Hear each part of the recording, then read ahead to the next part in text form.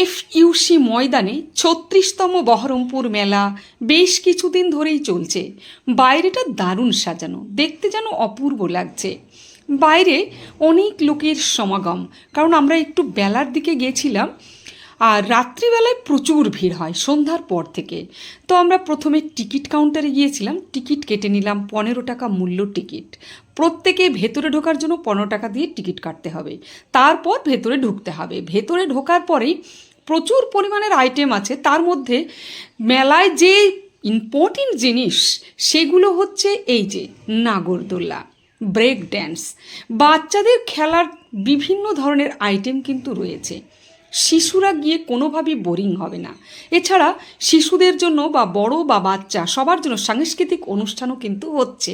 যে যেটা প্রয়োজন সে সেটাই কিন্তু মেলায় গিয়ে করতে পারবে। তাছাড়া মেয়েদের নিত্য প্রয়োজনীয় সংসার সাজানো থেকে শুরু করে পোশাক আশাক প্রত্যেকটা জিনিসই কিন্তু এখান থেকে নিতে পারবে। প্রচুর পরিমাণের ফাস্টফুডের দোকান কিন্তু আছে। বিভিন্ন ধরনের আইটেমের এইখানে কিন্তু ফাস্টফুড পাওয়া যাচ্ছে, আর খেতেও খারাপ নয়, ভীষণ ভীষণ ভালো লাগছে খেতে।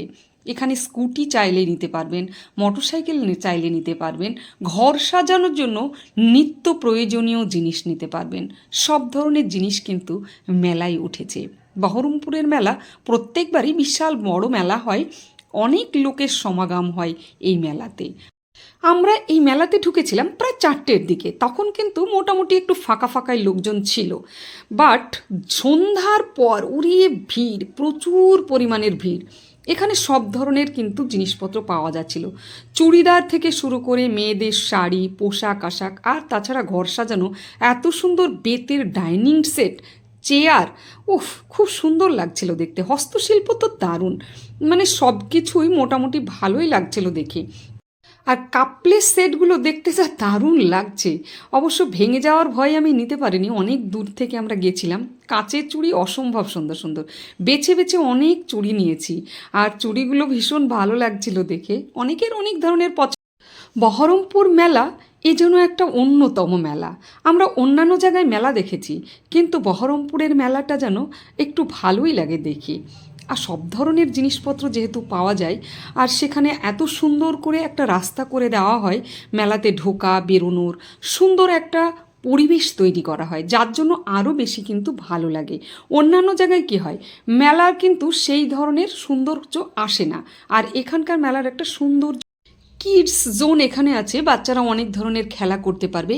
এছাড়া কেউ যদি জলপরি দেখতে চায়, মানে আমরা টিভিতে দেখেছি, মোবাইলে দেখেছি, কিন্তু জলপরি এখানে কিন্তু শো চলছে সুন্দর, মানে দারুণভাবে তারা ব্রেক ড্যান্সটা তুলে ধরেছে। টিকিট মূল্য ১০০ টাকা, কেউ যদি ঢুকতে চায় তাহলে কিন্তু ঢুকতে পারবে। আর এখানে ফাস্টফুড, আমরা ঘুরে ঘুরে অনেক ক্লান্ত হয়ে গেছিলাম, ফাস্টফুড অনেক রকমের খেয়েছি। পাঁশকুড়ার চপ খেয়েছি, তাছাড়া এখানে পাপড়ি চাট, ঘুগনি, বিভিন্ন ধরনের আইটেম ছিল। আর যে তন্দুরি চা সেটাও কিন্তু খেয়েছিলাম, ভীষণ ভালো লেগেছে। বাট মেলা তো মেলার মতোই হবে, আর সুন্দর কিন্তু সব কিছুই নিয়েই হয়। তো যার জন্য যে যে আসতে চান বহরমপুর মেলায় আসতে পারবেন, কেউ নিরাশ হবেন না, প্রত্যেকের ভালো লাগবে দেখতে।